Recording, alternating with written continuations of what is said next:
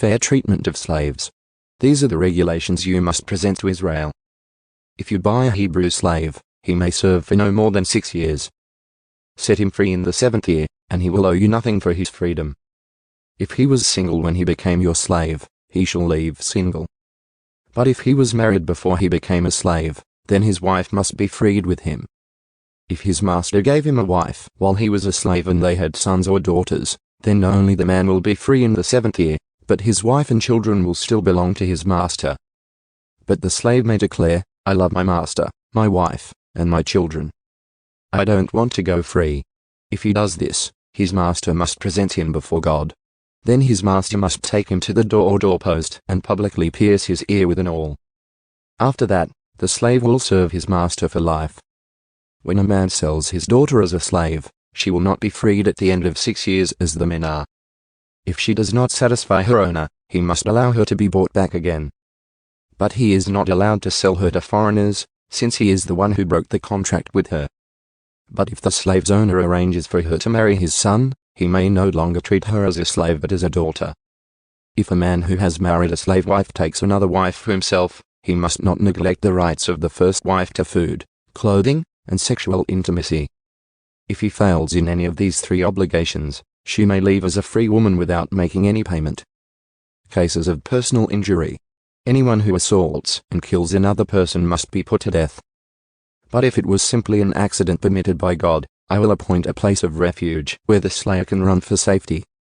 However, if someone deliberately kills another person, then the slayer must be dragged even from my altar and be put to death. Anyone who strikes father or mother must be put to death. Kidnappers must be put to death, whether they are caught in possession of their victims or have already sold them as slaves. Anyone who dishonors father or mother must be put to death. Now suppose 2 men quarrel, and one hits the other with a stone or fist, and the injured person does not die but is confined to bed.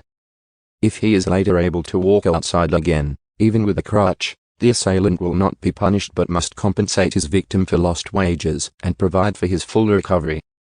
If a man beats his male or female slave with a club and the slave dies as a result, the owner must be punished. But if the slave recovers within a day or 2, then the owner shall not be punished, since the slave is his property. Now suppose 2 men are fighting, and in the process they accidentally strike a pregnant woman, so she gives birth prematurely. If no further injury results, the man who struck the woman must pay the amount of compensation the woman's husband demands and the judges approve. But if there is further injury, the punishment must match the injury. A life for a life, an eye for an eye, a tooth for a tooth, a hand for a hand, a foot for a foot, a burn for a burn, a wound for a wound, a bruise for a bruise.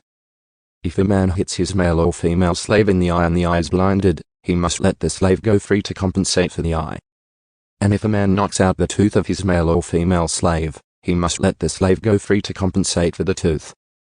If an ox gores a man or woman to death, the ox must be stoned, and its flesh may not be eaten. In such a case, however, the owner will not be held liable. But suppose the ox had a reputation for goring, and the owner had been informed but failed to keep it under control. If the ox then kills someone, it must be stoned, and the owner must also be put to death. However, the dead person's relatives may accept payment to compensate for the loss of life. The owner of the ox may redeem his life by paying whatever is demanded. The same regulation applies if the ox gores a boy or a girl. But if the ox gores a slave, either male or female, the animal's owner must pay the slave's owner 30 silver coins, and the ox must be stoned.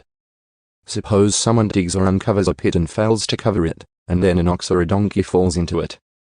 The owner of the pit must pay full compensation to the owner of the animal, but then he gets to keep the dead animal. If someone's ox injures a neighbor's ox and the injured ox dies, then the 2 owners must sell the live ox and divide the price equally between them.